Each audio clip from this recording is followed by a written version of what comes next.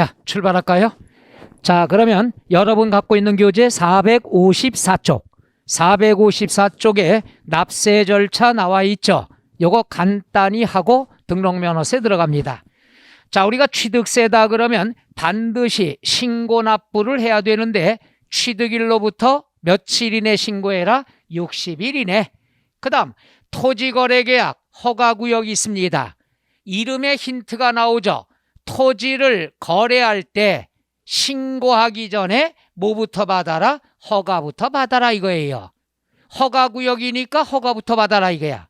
그런데 우리가 항상 허가구역 내는 언제를 기준으로 하느냐? 허가일로부터. 간단해.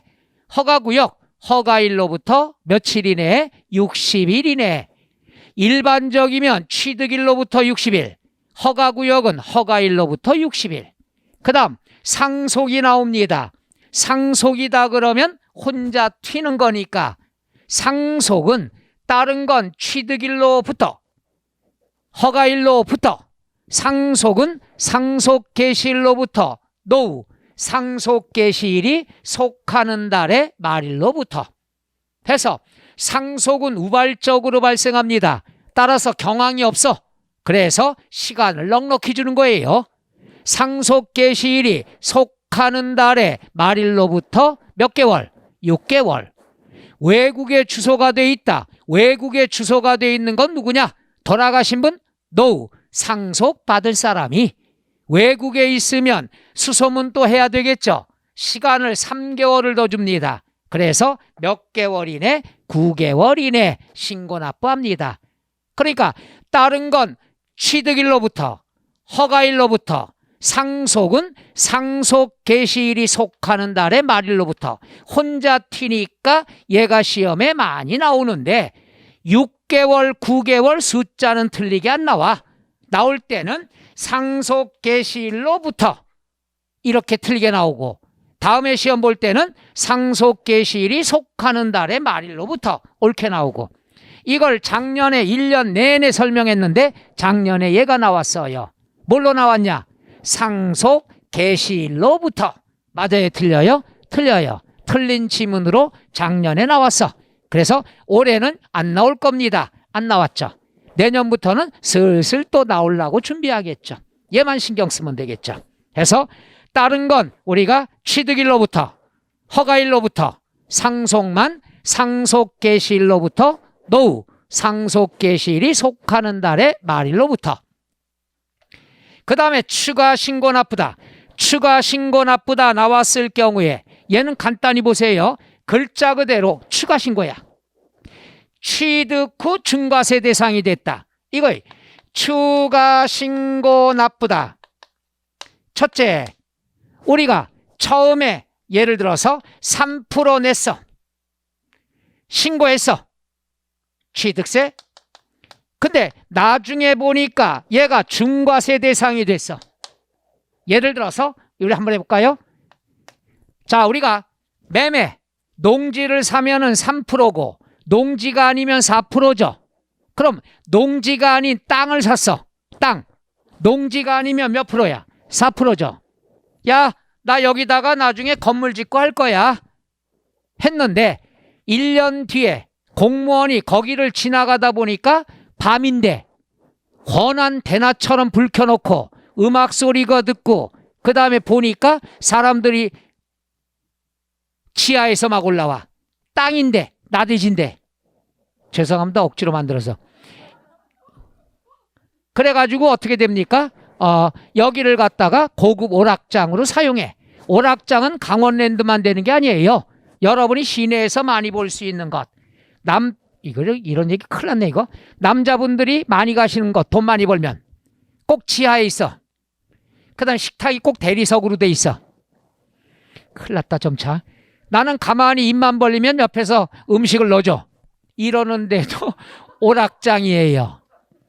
그 다음에 여자 사장님들도 나중에 돈 많이 벌어서 우리가 친구 친목회를 갑니다. 무도장. 여기도 오락장이에요.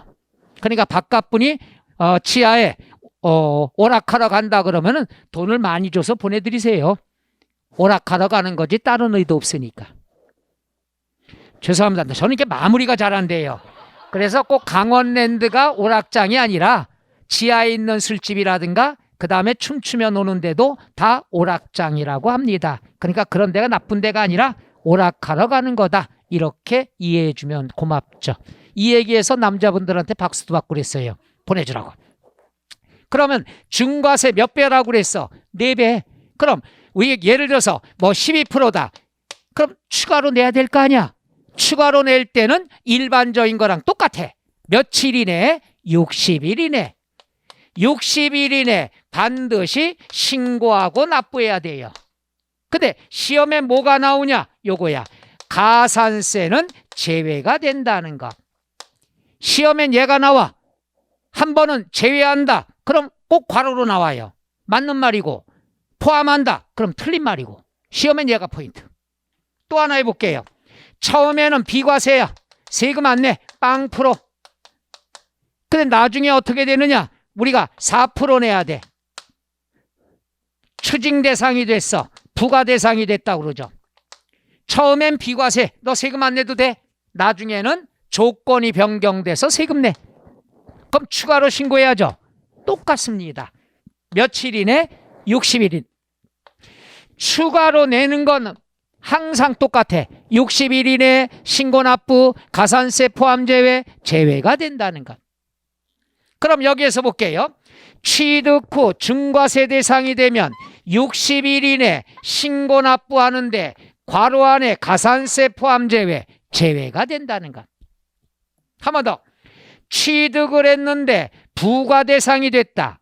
비과세 받았다가 부과 대상이 되면 추가로 신고해야죠. 60일 이내 신고 납부, 가산세 포함 제외, 제외가 된다는 것. 똑같아.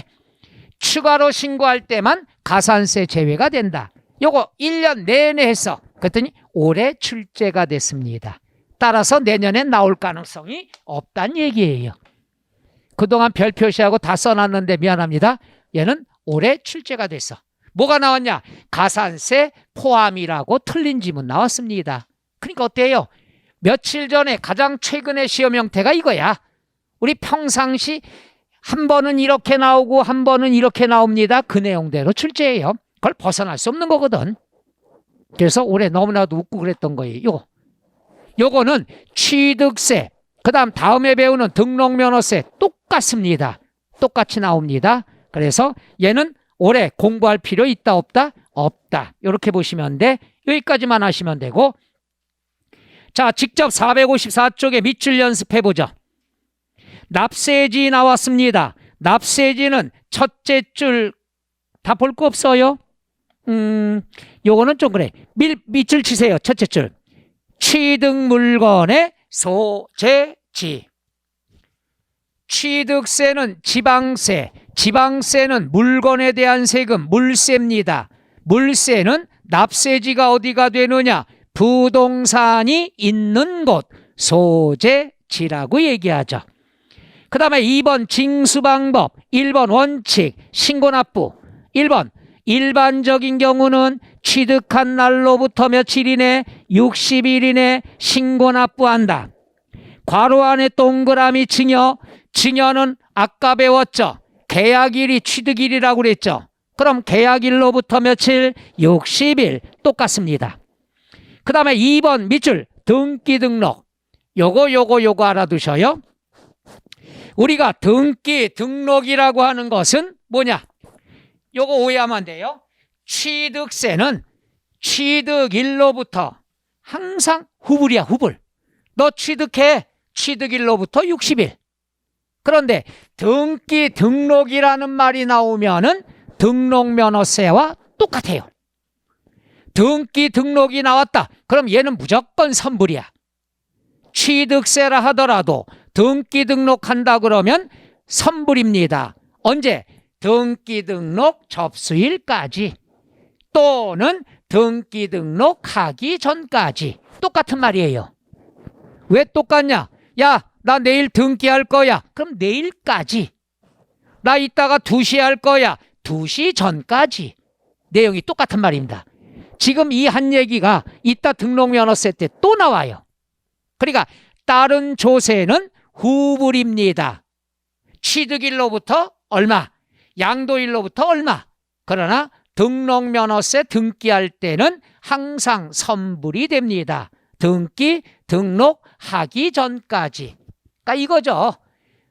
먼저 돈부터 내. 그런 다음에 이 영수증 받아가지고 등기소에 영수증을 제출하는 거야.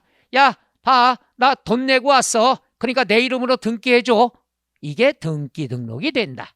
그래서 취득세는 무조건 60일이 돼야 된다? No. 등기 등록이라는 단어가 있으면 선불이 된다. 무조건 시험 때까지 등기 등록이 나왔다. 그럼 선불이다. 이렇게 하시면 되죠. 그 다음에 나와 있는 것 타기 전에 자, 거기 있는 거 보죠. 454쪽에 동그라미 2번 원칙 2번 재산권과 다 필요 없어요. 두 번째 줄 공부에, 여기서 공부라는 건 등기부를 얘기합니다. 등기부에 등기하거나 등록하려는 경우에는 신청서를 접수하는 날까지, 접수일까지 선불이란 얘기죠. 그 다음에 455쪽에 3번 밑줄 추가신고납부, 추가신고납부 기억, 바로 그 줄이 밑줄 치세요. 취득세 과세 물건을 취득한 후에 당해과세 물건이 중과세율 적용 대상이 된 때, 중과세 대상이 된 날부터 60일 이내에 두 번째 줄 끝에 괄호 안에 가산세 포함 제외, 그리고 신고납부. 바로 그 밑줄 친 건 중요해서 밑줄 친 게 아니라 올해 나온 지문이라고 그래서 필요 없다는 거예요. 거긴 가산세 뭐로 나왔다? 포함으로 나왔습니다. 그러니까 앞으로 내년 빼고 내후년 이후에는 제외라고 옳은 지문으로 나올 가능성이 높죠. 세법은 항상 이렇게 두 갈래길이 번복해서 나와. 그래서 다시 얘기하지만 기출문제만 완벽히 알면은 기본 11개는 맞습니다. 앞으로 1년 내내 그러면 돼. 그래서 여러분이 이번 입문과정인데도 내가 어려운 거 하나라고 이렇게 진도를 천천히 나간 거예요. 1월부터는 이제 하루에 문제 5개씩 기출문제에 관한 걸 문제풀이로 설명을 할 거예요. 좋지 않아요? 그래서 이제 본격적으로 해야 되죠. 1월부터는 4교시 강의하고 그 다음에 시험에 나올 만한 것들 미리부터 5문제씩을 설명을 할 거예요. 프린트는 하나 드리고 할 거니까. 그럼 1월부터 문제풀이 들어가 봐요. 그 안을 벗어날 수 없어요. 그러니까 하여튼 열심히만 강의 들으시면은 특별한 것이 없지 않겠느냐 이렇게 봅니다. 자, 그 다음에 나와 있는 것 니은도 똑같죠. 니은 첫째 줄에 밑줄 취득세를 비과세, 과세면제 경감받은 후에 취득세 부과대상 또는 추징대상이 되면은 사유발생일로부터 60일 이내에 세 번째 줄 괄호 안에 가산세 포함 제외 반드시 신고납부해야 된다. 그 다음에 2번 예외 밑줄 보통 징수 여기 나왔습니다. 우리가 해보죠. 야, 60일 이내 신고해. 신고 안 했어. 그럼 뭐가 날라온다? 고지서 날라옵니다. 항상 신고를 언제까지 해라? 안 했어. 그럼 고지서 나옵니다. 고지서로 징수하는 걸 뭐라고 그런다? 보통 징수. 그럼 고지서에는 가산세가 붙어서 오죠. 신고 안 하면 가산세죠. 또 해볼까요? 자, 과소신고 몇 프로? 10%. 무신고? 사기 부정? 납부는 매일매일 얼마가 붙어요? 10만 분의 25. 손 갑자기 이러니까 저 손가락은 뭐지 이래요? 다음 주에도 또 할 거예요. 걱정하지 마라. 항상 신고 안 하면 가산세가 붙는다. 가산세 한 번 더. 과소신고 가산세 10%, 무신고 20%, 사기 부정 40%, 납부는 매일매일 10만 분의 얼마? 25. 끝. 이게 가산세야.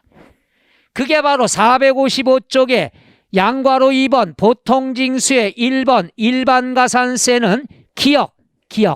신고 밑줄 신고 관련 가산세는 정도에 따라 40, 20, 10 이렇게만 나왔죠. 이렇게만 나오면 또 나중에 다시 공부해야 돼. 10%는 과소신고, 20%는 무신고, 완전히 안 했을 때, 40%는 부정한 방법, 고의로 일부러 세금을 회피할 목적으로 안 했을 때, 적게 했을 때. 그 다음에 니은 밑줄 납부지연 가산세는 마지막 줄에 곱하기 옆에 0.025% 그 옆에 괄호 놓고 하나 써놓죠. 10만 분의 25 괄호 닫고 10만 분의 25 거기에 0.025%가 왜 10만 분의 25로 바뀌었는지는 질문하면 안 돼요. 오늘 밤새요.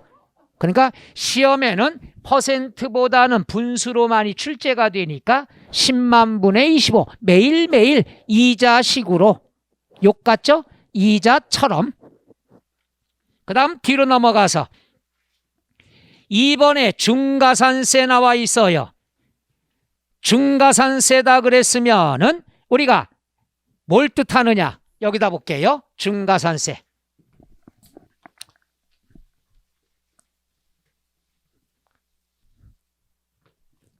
자, 우리가 중가산세는 뭐냐? 우리가 사회에서 이런 얘기 들어보셨나 몰라. 미등기 전매. 취득을 했는데 내 이름으로 이전 등기 안 하고 되팔아 버렸어. 내 이름만 쏙 뺐어. 왜 그러냐? 세금을 회피할 목적으로. 이걸 우리가 미등기 전매라는 표현을 쓰는데, 미등기 전매는 취득한 후에 취득을 했어요. 그런데 신고를 안 하고 매각을 했어.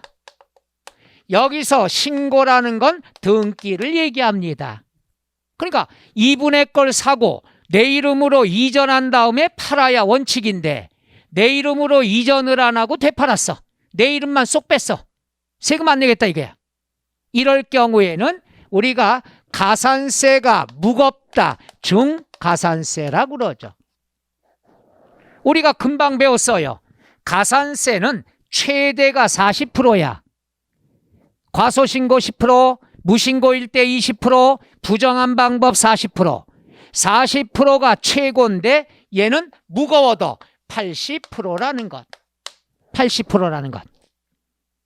요것만 알아두시면 돼요. 그런데 이거는 어떻게 됐느냐?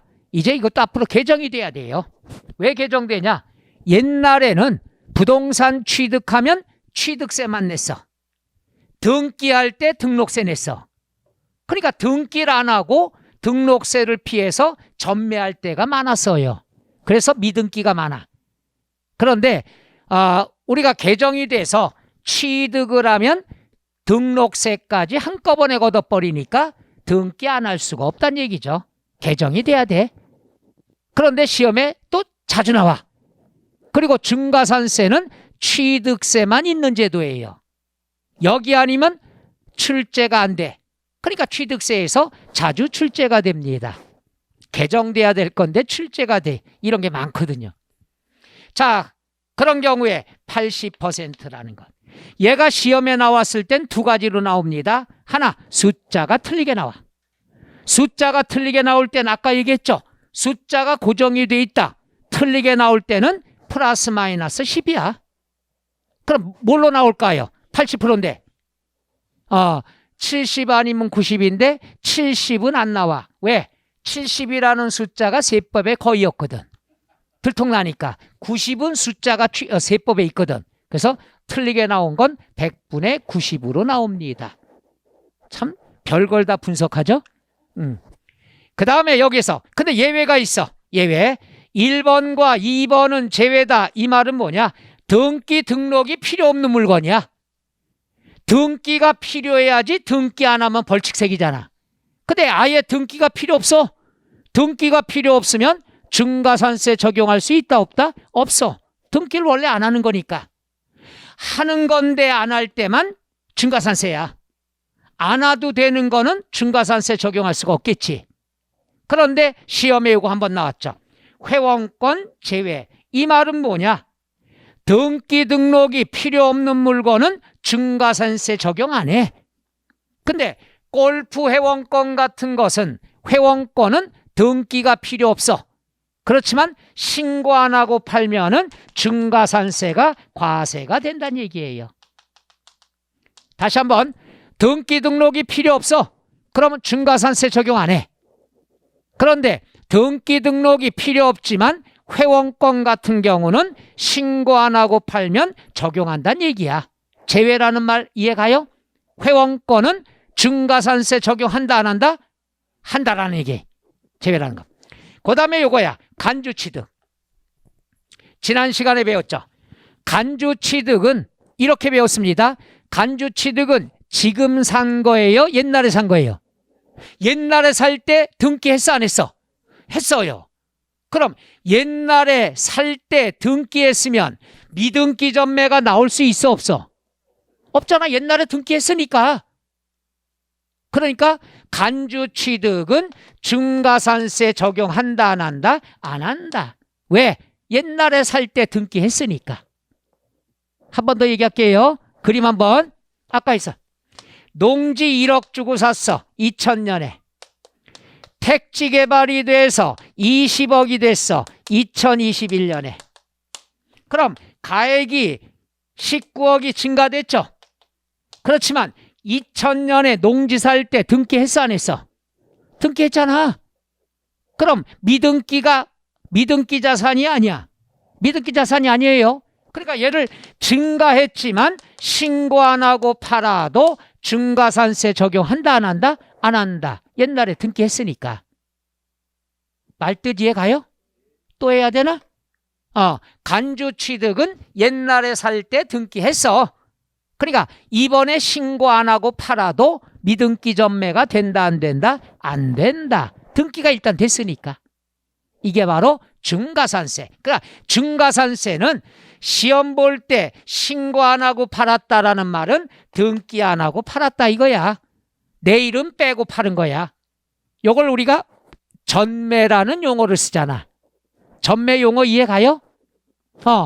예를 들어 분양권이 있다. 분양권은 내 그 집을 살 수 있는 권리죠. 완공되기 전에 분양 권리만 팔았어. 그럼 이게 바로 뭐가 돼? 전매가 되죠. 분양권 전매. 불안해 죽겠네. 여기서 한 가지 보면은 미리 예상했던 대로 12월 2일 날 우리가 국회 통과된 소득세법 개정이 있죠. 요거 뭐냐? 9억까지 1세대 1주택 양도하면 비과세된 것이 이제 12억으로 비과세가 확대가 됐죠. 근데 이게 앞으로는 1세대 1주택 12억 초과는 비과세가 됩니다. 지금은 아니에요. 과세예요. 왜? 국회 통과됐지만 이게 시행되려면 서너 달 걸리거든요. 뭐 시행령 만들고 하려면. 그러다 보니까 올해 넘길 수가 있으니까 내년부터 시행하려고 지금 뭐라고 나왔냐? 공포한 날로부터 적용한다. 이렇게 돼 있어요. 그러니까 늦어도 올해는 넘기지 않을 거니까 내년부터 시행될 확률이 크다. 이렇게 알아두시면 되겠죠. 그 다음에 분양권에 관한 것도 너무 항의가 심해서 올해부터 1주택에 포함됐습니다마는 이게 저항이 심해서 2022년도 1월 1일부터 분양권 취득에 관한 것만 1주택수에 포함한다. 이렇게 개정이 됐는데 표정이 뭔 소리래? 이건 양도소득세 때 한 번 더 설명을 해드릴게요. 그 다음에 지금 논의 중에 있는 장기보유 특별공제, 장기특공이라고 하는 것은 지금 통과가 안 됐습니다. 서로 싸우고 있어요.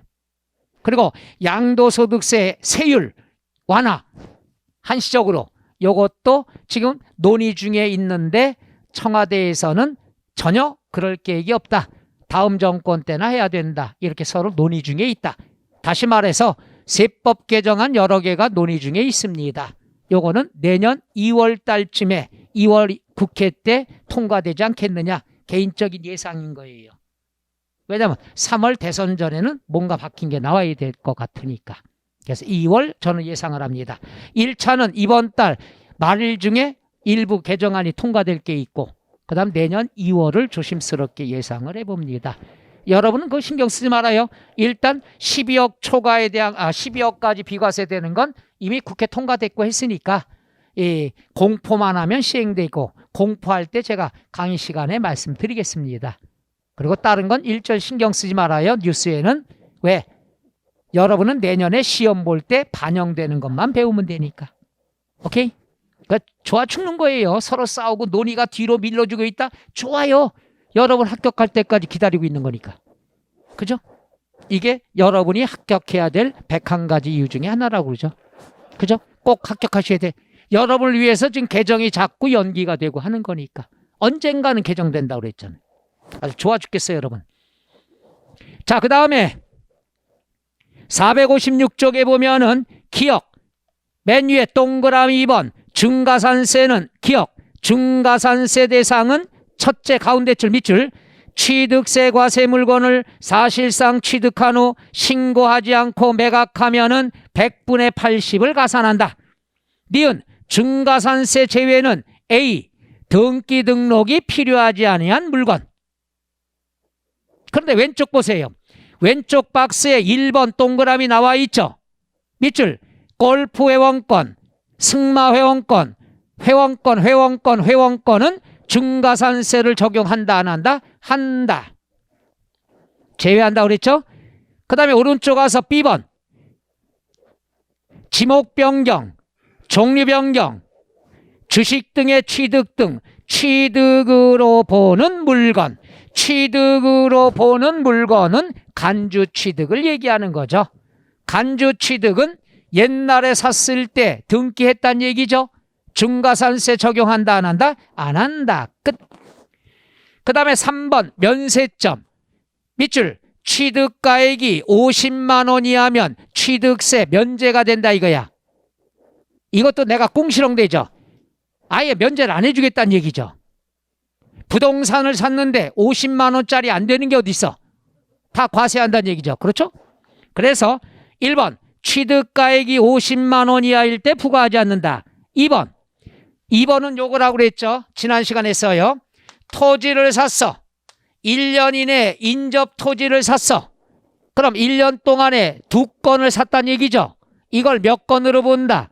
한 건으로 봐서 50만 원까지 되나 안 되나 보는 거야. 50만 원까지는 면제해 주니까. 하나도 아니고 이제 2개가 50만 원? 또 건축물 1년 이내에 인접 건축물을 샀어도 한 건으로 보고 50만 원 계산하라 이거야. 50만 원 안 되면 면제해 주겠다 이거죠. 50만 원까지는. 안 해주겠다는 얘기죠. 이거 개정돼야 돼 이런 거. 그죠? 자, 거기가 동그라미 2번. 토지나 건축물을 취득한 자가 취득한 날부터 1년 이내에 인접 토지나 건축물을 취득하면 각각 그 전후의 취득에 관한 토지나 건축물의 취득을 밑줄 한 건의 토지, 한 건의 건축물 취득으로 보아서 면세점 적용한다. 이게 작년에 나온 지문입니다. 작년에 1년 내내 꽁시렁 됐더니 이게 나온 거예요. 건축물이 나왔습니다. 너무하죠. X를 올리든가 해야지. 그 다음에 4번 취득세, 부가세는 밑줄 치세요. 가운데부터 취득세를 납부하는 경우에 부가세인 농어촌 특별세, 지방교육세도 함께 신고 납부해야 된다. 끝. 여기까지가 취득세에 관한 내용이 되겠죠. 취득세 범위가 넓습니다. 제일로 복잡한 거죠. 세일도 복잡하고. 그러니까 설명할 때 이해들은 가십니까? 그럼 돼요. 나가면 나가라고 그래. 다음 주에 또 배울 거니까. 그래서 진도가 이렇게 나왔습니다만은 필요한 것들은 자세하게 지금 하고 있습니다. 입문 과정에서. 그 다음에 457쪽에 등록에 대한 등록면허세 나와 있죠.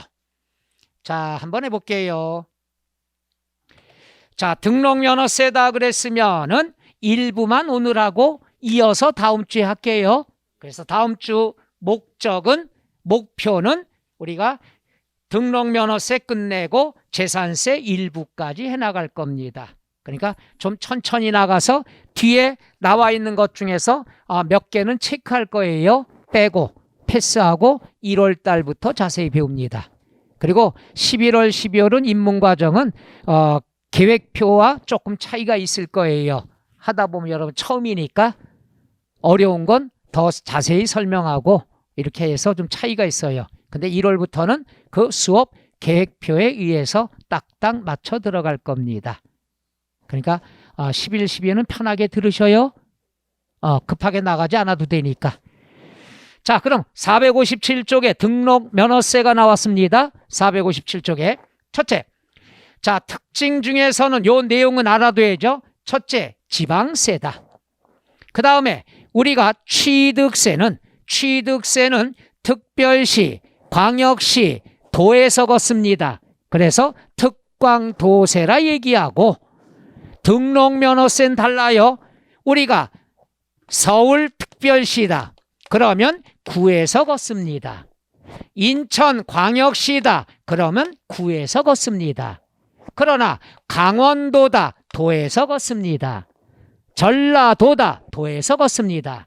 그래서 도는 도에서 거두니까 도세. 광역시나 특별시는 구에서 거두니까 구세. 합해가지고 도구세다. 요거 혼자 튀니까 꼭 알아두셔야 돼. 얘는 등록면허세는 도구세다. 이렇게 공부하죠. 도구세의 뜻이 뭔지 알겠나요? 그래서 얘를 한국말로 해석을 하면 개세다. 이렇게 얘기하죠. 미안합니다. 뭔가 공감대가 있어야 내 유머한 것도 효과가 나오지. 더 이상은 내가 이해 못하겠어. 제가 제일 힘들 때가 내가 한 유머에 대해서 보충 설명할 때 제일 힘들어 죽겠어요.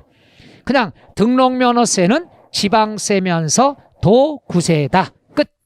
그 다음에 아까 얘기했죠. 다른 건 세금은 후불제입니다만은 등록면허세만 선불이야. 등기소 가기 전까지 돈 내고 오라 이거야. 따라서 등록하기 전까지 신고 납부해야 된다. 재밌는 거는요. 내가 등기 안 해. 그럼 등록면허세 낼 필요 없어. 등기 등록할 때만 내는 세금이야. 뭔 말인가 이해 가나요? 이거는 내가 안 하고 싶어. 그럼 내 손해지. 그러니까 네가 하려고 그러면 이때까지 미리 돈 내라 이거예요.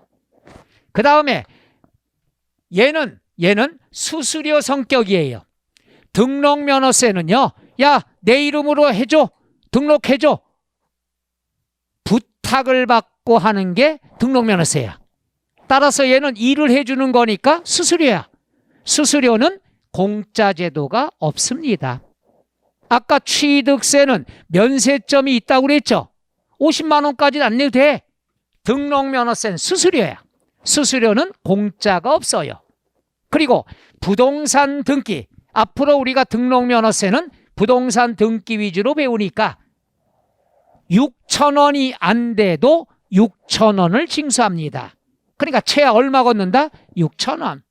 그러니까 공식에서 과세표준 곱하기 세율은 산출세액 1,500원이 나왔어. 1,500원이 산출이 됐어도 얼마를 징수한다? 6,000원. 최하 6,000원이야. 이것도 원래 3,000원이었어요. 했다가 몇 년 전에 개정돼서 6,000원으로 됐습니다. 얘가 또 시험에 자주 나와. 딱 두 갈래 길로 나와요. 하나는 어떻게 나오냐? 6,000원 미만인 경우에는 못 들었죠? 다시 해드릴게. 6,000원 미만인 경우에는 징수하지 아니한다. X. 그 다음에 나올 때는 6,000원 미만이어도 6,000원을 징수한다. 이런 식으로 나와요. 아주 우리를 바보로 알아. 근데 바보도 있으시더라고요. 기본이 6,000원 거든. 왜? 수수료니까. 요게 첫 번째.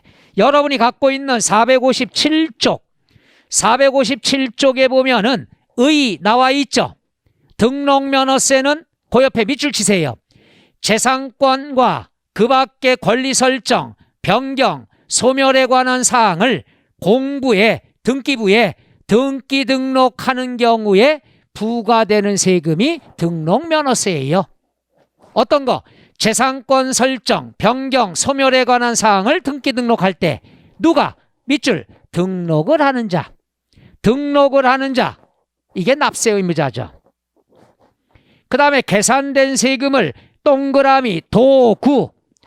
특별자치시, 특별자치도는 뭐 신경 안 써도 되고요. 도구에 신고 납부하는 세금이다. 그래서 도구세라고 공부하라고 그랬죠. 됐습니까? 그 다음에 1번. 1번은 두 번째 줄에 수수료적 성격이다. 동그라미 2번. 동그라미 2번. 우리가 외형적부터 밑줄. 외형적인 요건만 갖추면 납세 의무가 성립하는 무슨 주의다? 형식주의가 된다. 그래서 이런 거 있잖아요. 사기를 치더라도 외형상의 요건만 갖추면 등기해 준다는 얘기야. 그래서 사기꾼들이 많이 일어나는 게 토지 사기가 많이 일어나죠. 위조해가지고. 그래서 형식주의니까. 만에 하나 여러분이 또 욕먹을 건데 여러분이 부모님 걸 갖다 사기치고 싶다. 여러분이 서류 위조해서 제출하면 이전 등기 가능합니다. 그 이후 사건에 대해서 난 책임을 안 져요. 궁금하면 한번 해보시든가. 그렇게 이게 형식주의라는 거야. 그러니까 형식상 외적 요건만 갖추면 다 해주겠다 이거야. 그러면 여기서 한 가지. 여긴 없지만 일단 여러분이 세금 냈어. 사기쳤어. 부모님 걸. 그래서 여러분 입으로 이전 등기 했어. 이게 나중에 걸렸어. 걸려도 납부한 등록면허세는 환급이 안 됩니다. 왜? 수수료 성격이니까. 요거까지 참고로 말씀드릴게요. 위법이 발각되더라도 이미 납부한 등록면허세는 환급을 안 해줍니다. 왜? 일해주고 받은 거니까. 이게 위법이든 어쩌든 일해주고 받은 거니까 환급이 없다는 얘기죠. 자, 그럼 밑에 박스에 보면은 맨 위에 밑줄 신고납부. 신고납부는 선불이니까 밑줄 등기 등록하기 전까지. 왼쪽에 납세 의무자 밑줄 어떤 사람이 등록면허세 의무가 있느냐? 등기 등록하는 자. 뭐 할 때 등록면허세 내느냐? 설정, 변경, 소멸. 등기 등록은 딴 거 필요 없어. 동그라미 3번만 동그라미 물세, 물건에 대한 거다. 그 다음에 오른쪽에 관공서인지 시청인지 잘 모르겠어요. 그죠? 거기엔 동그라미 소재지 도구다. 1번 밑줄 지방세, 2번 밑줄 도세면서 구세다. 합해서 뭐라고 얘기하죠? 도구세다. 해석하면 뭐라고 그랬죠? 개세다. 또 해도 안 맥혀요? 또 할 거예요 다음 주에. 그 다음에 02번 등록면허세 납세의무자. 납세의무자다 그랬으면 두 번째 줄에 괄호 쳐놔요. 그부터 그 등록을 하는 자. 끝. 등록하는 자가 됩니다. 자, 여기선 안 써있지만 우리가 공부할 건 해야 되겠죠. 이거 등기 등록을 하는 자, 등기 권리자인데 이건 어떤 게 있나? 이게 다야. 첫째, 저당권이면 누가 납세 의무가가 되겠어? 저당권자. 저당권자가 누구야? 채권자, 은행이 되겠죠. 자, 여기다 해볼게요. 갑이라는 사람이 건물을 갖고 있어 10억짜리. 그런데 은행에서 대출을 받았어 7억을. 그럼 여기서 알아둬요. 등록면허세라는 것은 뭐냐? 남의 재산은 신경 안 써. 내 돈만 보호받기 위해서 하는 거야. 내 돈만. 그러면 은행이 7억을 빌려줬어.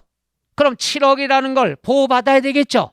그래서 하는 절차가 저당권 설정이 되겠죠. 그럼 저당권 설정을 할 때 공식도 나오죠. 과세표준 곱하기 세율은 뭐가 된다? 산출세. 그러면 저당권은 갑이에요? 은행이에요? 갑이에요? 은행이에요? 은행이에요. 왜? 내 돈 보호받으려고. 따라서 저당권자가 누가 되는 거죠? 채권자 또는 은행이 된다는 얘기죠. 그럼 은행이 계산할 때 어떻게 계산하느냐? 과세표준을 이걸로 하냐 이걸로 하냐가 포인트예요. 그럼 등록면허세는 남의 재산은 신경 쓴다 안 쓴다? 내 것만 신경 써. 내 것만. 그게 50% 먹고 들어가는 게. 내 돈이 10억이죠. 지금 고개 끄덕거리다 걸린 분이 3분이 있어요. 내 돈이 어느 건지는 알아야 할 거 아니에요. 너무 너를 믿어가지고 그냥 막 맞겠지 한 거예요? 지금부터 불신 수업을 한 10분간 하겠습니다. 너 믿지 말아요. 은행이 빌려준 돈은 10억이야 7억이야. 그럼 7억 갖고 계산하는 거야. 저당권. 받을 돈이니까. 그리고 오늘 미래에 잊어먹을 거니까 등록면허세 세율은 1000분의 2만 알면 돼. 무조건 등록면허세는 권리는 1000분의 2야. 그럼 2724 140만 원 은행이 세금 내면 끝나는 거야. 이게 저당권 설정. 여러분도 다 할 수 있는 거야. 근데 여러분이 못하니까 법무사를 갖다 통하고 수수료 주는 거죠. 이거 1000분의 2야 1000분의 2. 자, 그러면 저당권자가 누구냐? 채권자 은행이다. 그 다음에 지역권. 지역권일 때는 여러분 민법에서 배우셨죠? 승역지냐 요역지냐? 아직 안 배웠어요? 그럼 세법에서 먼저 하면 되지 뭐. 지역권은 일단은 남의 땅이야. 내 땅은 아니야. 내 땅에다 권리 설정하는 사람 없을 거 아니야. 이것도 내 건물에 내가 전세권 설정하는 거 아니잖아. 남이 하는 거지. 따라서 땅이 있어요. 여기가 요역지야. 필요한 땅이야. 근데 여기 들락날락할 통로가 필요해. 남의 땅이야. 이것도. 그럼 이 땅 소유자에게 승낙받아야 될 거 아니야. 승낙받아 쓰는 땅을 승역지라고 그래. 대부분이 통로가 되겠죠. 그 다음에 내가 사용하는 땅이 진짜로 사용하는 땅이 요역지라고 그러는 거야. 괜히 했다. 민법 때 자세히 설명 들어요. 그럼 세법에서는 승역지는 통로는 인정을 안 하는 거야. 내가 사용하는 것만 권리 설정 들어가는 거예요. 대신 승역지도 남의 땅, 요역지도 남의 땅 이것만 알고 들어가면 돼. 남의 땅인데 내가 사용하고 있으면 지역권 설정을 할 수가 있다. 이럴 때는 승역지는 세법에서 인정 안 해. 지나치는 길이니까. 요역지 따라서 요역지 소유자가 지역권을 설정한다. 사용하는 사람이 되겠죠. 그래서 일단 알아둘 때 지역권에는 땅인데 요역지와 승역지가 있더라. 요역지나 승역지나 다 내 땅 남의 땅. 남의 땅에다 하는 게 권리 설정이야. 내 땅엔 내가 권리 설정할 필요 없어. 내 땅이니까. 당연히 내가 권리 있으니까. 남의 땅. 그 다음에 전세권자. 전세권자는 세입자가 되죠. 그림 하나 그려볼게요. 갑이라는 사람이 또 건물이 있어요. 10억짜리야. 을이라는 사람이 전세 2억에 임차를 했어. 그러면 을이라는 사람은 전세금 2억을 보호받고 싶지. 그럼 전세보증금 2억을 보호받기 위해서 우리가 하는 절차가 있죠. 어떤 것들이 있을까? 여러 개가 있을 수 있겠죠. 이 중에 하나는 확정일자 받으면 되는 거고. 전세 살아본 적이 없구나. 그 다음에 하나는 뭐냐? 전세권 설정 등기라는 거죠. 그럼 전세권 설정 등기는 누가 하는 거야? 을이 하는 거야. 을을 뭐라고 얘기한다? 전세권자라 얘기하죠. 여기서 어려운 거 하나 더 할게. 물건 주인, 소유자를 뭐라고 그런다? 소유자는 설정자라고 그래요. 전세권 설정자. 권리자하고 설정자는 달라. 괜히 했다. 그냥 민법에서 하세요. 전세권자가 되죠. 그럼 전세권자가 어떻게 해? 똑같아. 세입자가 가서 등기하러 가는 거야. 전세권 설정 얼마짜리? 10억짜리 2억짜리. 남의 건 필요 없어. 등기는 2억짜리다. 세율이 얼마? 1000분의 2. 그럼 2는 됐어. 9단 어렵구나. 2는 40만 원 내면은 2억짜리 전세권 설정 등기 끝난 거예요. 이걸 부탁을 하고 수수료 주는 거예요. 할 수 있잖아요. 이게 바로 올해 시험에 나왔어. 돌아버리겠어. 최근에 2번째 나온 거예요. 몇 년 동안에. 이거는 상식선에서 접근해야죠. 뭐가 나왔냐? 이게 갑, 을이 나왔어. 맞는 걸 물어봤어. 맞는 걸 물어봤는데 문제가 전세권자, 즉 납세 의무자, 전세권 납세 의무자는 을이다. 맞아요, 틀려요? 다시 한번 너무 빨리 했구나. 전세권 설정 등기 납세 의무자는 누가 된다? 이게 정답이야. 이게 올해 시험에 나왔어. 이걸 틀리면 우리를 바보로 알아, 바보로. 이거는 세법 몰라도 알잖아. 세입자라는 거. 그 다음에 틀린 질문 뭐가 나왔냐? 이게 나왔어. 과세표준. 과세표준은 10억이다. 이렇게 나왔어. 맞아, 틀려? 2억이잖아. 이게 시험 문제야. 또 하나, 세율은 1000분의 2죠. 세율은 1000분의 8이다. 이렇게 나왔어. 맞아, 틀려? 이런 게 시험에 나왔다니까? 올해, 며칠 전에 1000분의 2인데 1000분의 8. 납세 의무자가 을이다. 이건 옳은 지문. 그 다음에 과세표준은 10억이다. 틀린 지문. 이게 나왔어요. 우리 바보로 알아. 세법 공부 안 해도 상식적이 되잖아. 물론 이제 전세 안 사셔본 분들은 모르죠. 바로 요게 올해 시험에 나왔던 거. 좀 아까운 거 놓친 것 같죠? 왜냐하면은 아까운 거 놓친 것 같다고 하는 것은 이렇게 쉬운 게 내년에 나오지 왜 올해 나왔냐 이거야. 이제 해설까지 해줘야 돼.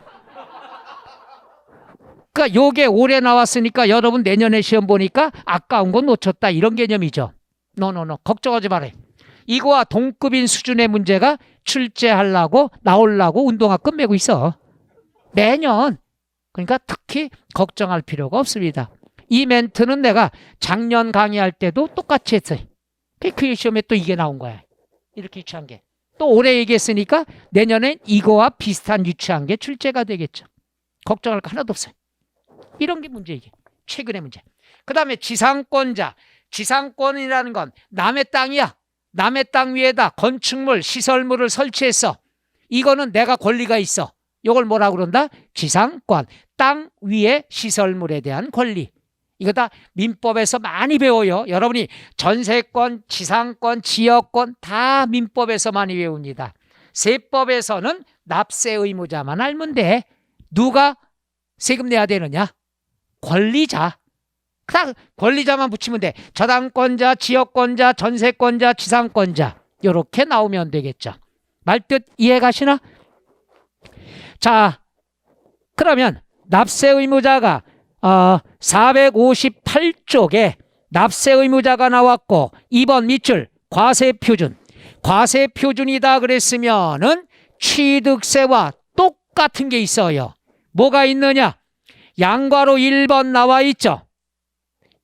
부동산 등록에 대한 과세표준은 원칙 신고가액, 예외 시가표준액. 기억나요? 신고 안 하면 시가표준액. 그 다음에 3번 밑줄 사실상의 취득가액. 사실상의 취득가액은 459쪽에 국수, 공판장, 법률 나와 있죠. 날짜를 물어볼 땐 5개, 금액을 물어볼 땐 6개. 똑같습니다. 단어만 보죠. 기억, 국가, 니은, 수입, 디귿, 공매. 앞에다 하나 더 쓰고 싶죠. 경매, 리을, 판결문, 법인장부, 미음은 뭘 동그라미 칠까요? 법률. 법률에 의해서 검증된 거니까 국수, 공판장, 법률. 취득세와 똑같아.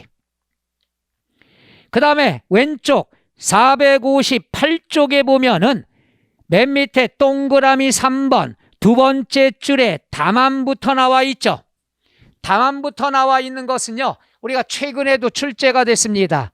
이거는 상식적으로 접근하면 되는데 이거예요. 항상 세법은 개정이 됐다, 달라졌다. 그럼 앞으로는 달라진 금액을 적용하는 거야. 그 전에 과거로 소급할 수 없다는 얘기야. 상식적으로 보세요. 자, 이거야. 이 칠판이 얼마짜리냐? 사올 때 작년에 100만 원 주고 샀어. 작년에 2020년에 1년 동안 사용하다 보니까 90만 원으로 가치가 떨어졌어. 그럼 앞으로는 얘는 100만 원짜리 칠판이야? 90만 원짜리 칠판이야? 바로 그거예요. 이거 누가 와도 상식이잖아.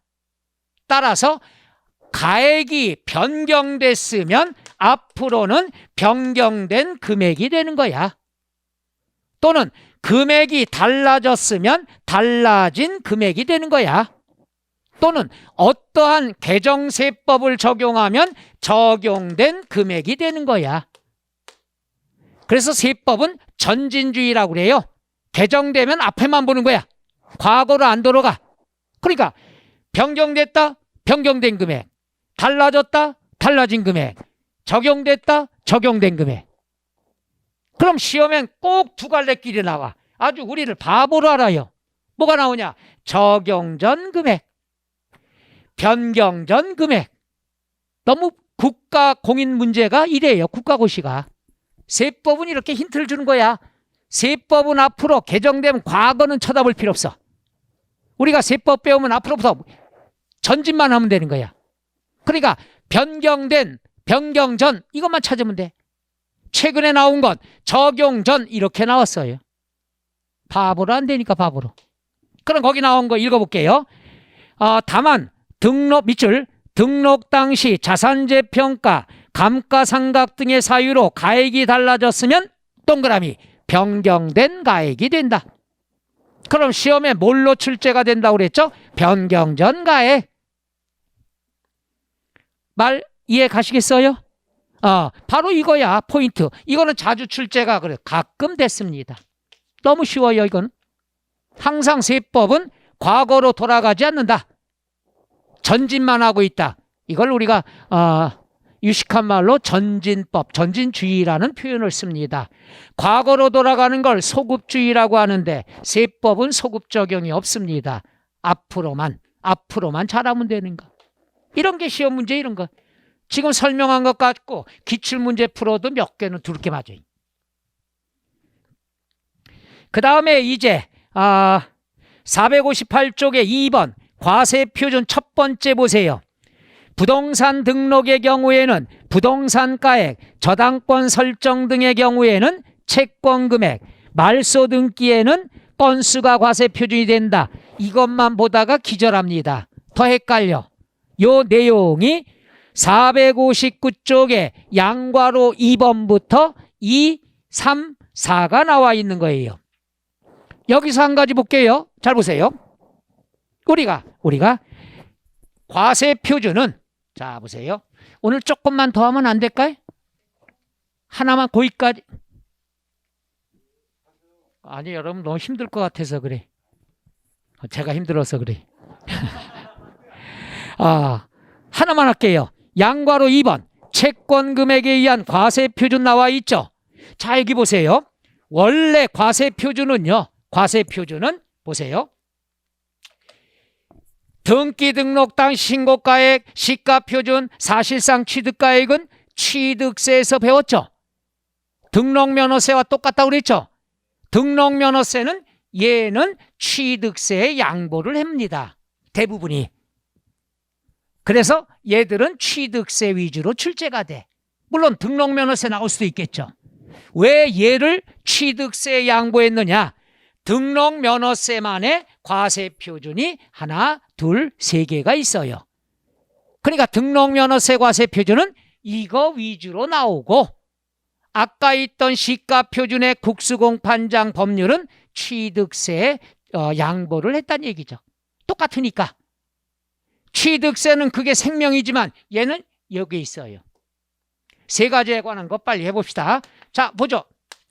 과세표준 곱하기 세율은 산출세액이 나오는데 등록면허세는 요놈과 요놈이 심장이야. 항상 매년 출제가 됩니다. 과세표준과 세율. 그게 중요한 거기 때문에 쪼개서 하려고 그래. 오늘은 얘만 보고 그 다음에 다음 주 잊어먹고 왔을 때 요거 이어서 하려고. 얘만 합시다.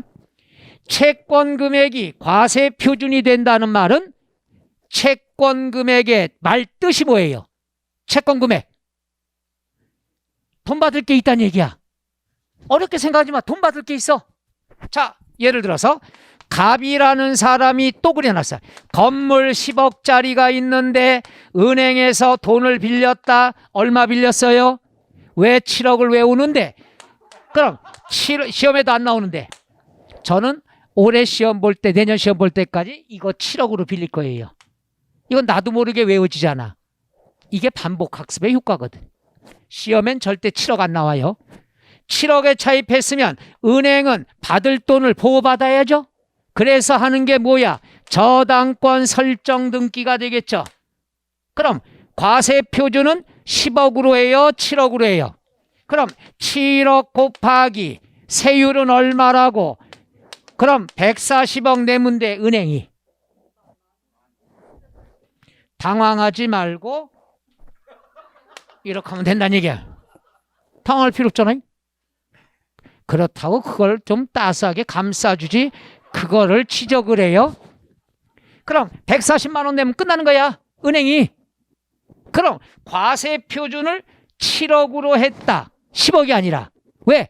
돈 받을 게 7억 있으니까. 이 돈 받을 걸 세련된 말로 채권 금액이라 한다는 얘기예요. 그래서 과세 표준이 채권 금액으로 할 때 어떤 게 있냐? 이걸 찾는 거죠. 그럼 재밌는 게 있어. 채권 금액 네 글자니까 네 가지 사항뿐이 없어. 네 가지 경우. 근데 네 가지 경우는 시험에 꼭 나와.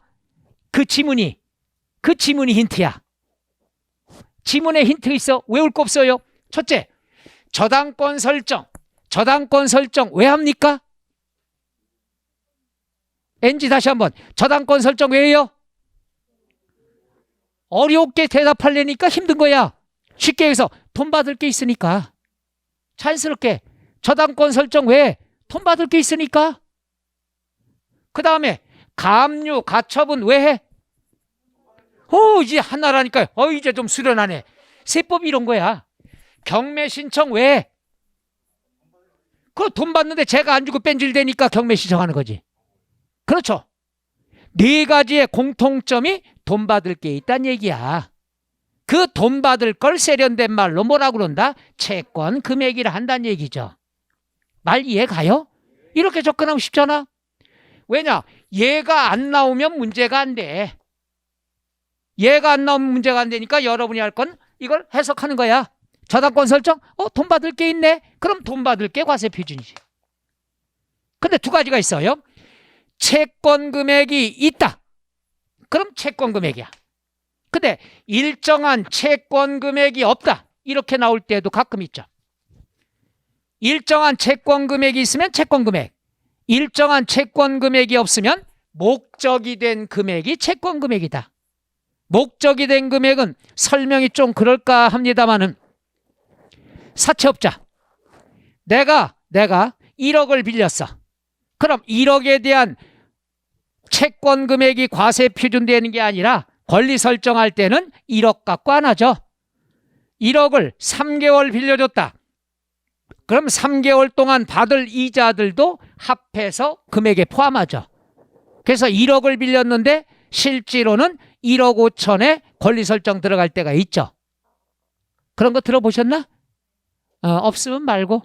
그럼 목적이 된 금액, 내가 1억을 3개월 빌려줬어. 3개월 동안의 이자가 3천만 원이야. 그럼 1억 3천만 원의 권리 설정 들어갑니다.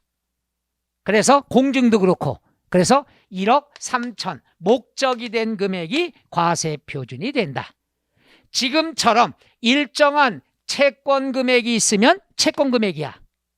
일정한 채권 금액이 없으면 목적이 된 금액을 채권 금액으로 한다. 끝. 계산 문제 없으니까. 끝.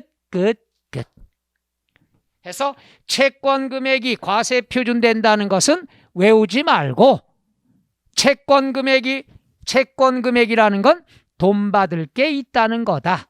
그럼 과세 표준 뭐가 된다? 돈 받을 거. 네 가지가 있죠. 저당권 설정, 가압류 가처분, 그다음 경매 신청은 항상 단어 속에 돈 받을 게 있구나. 이렇게 여러분이 이해만 하시면 되겠죠. 되시겠습니까? 그래서 오늘은 이렇게 하고 요 두 가지랑 나머지는 다음 주 강의 시작하자마자 후딱 끝내버리면 됩니다. 다 나올 만한 거니까. 그래서 오늘은 여기까지. 밑줄은 쳐드릴까? 양괄호 2번 채권 금액에 의한 과세 표준은 1번 일정한 채권 금액이 있는 경우에 밑줄 저당권 설정 왜 합니까? 돈 받을 게 있어서. 경매 신청 가압류 가처분 왜 합니까? 그렇지. 돈 받을 금액을 세련된 말로 채권 금액. 2번 일정한 채권 금액이 없으면 두 번째 줄에 목적이 된 금액을 채권 금액으로 간주한다. 거기는 뭐 목적이 된 것의 가액, 처분 제한 목적이 된 것 다 필요 없어. 그냥 목적이 된 금액을 과세 표준으로 한다. 끝. 이러면 되겠죠. 양괄호 3번은 다음 시간에 하도록 할까요? 다음 시간에 배울 것은 등록면허세 금방 끝납니다. 그 다음에 어려운 재산세에 대해서 배우도록 하겠습니다. 자, 오늘 또 얻어가시는 거 있나요? 그럼요. 얻어가는 게 있어야 돼. 얻어가는 게 없으면은 하다못해 의자락도 가져가야 되는 거예요. 전 이렇게 생각해요. 전투적으로. 학원에 왔으면 뭔가 얻어가야 된다. 제가 잘못된 건가요? 그렇게 열성을 가지시면 된다는 얘기죠. 자, 오늘 여기까지 할까요? 예, 수고하셨습니다.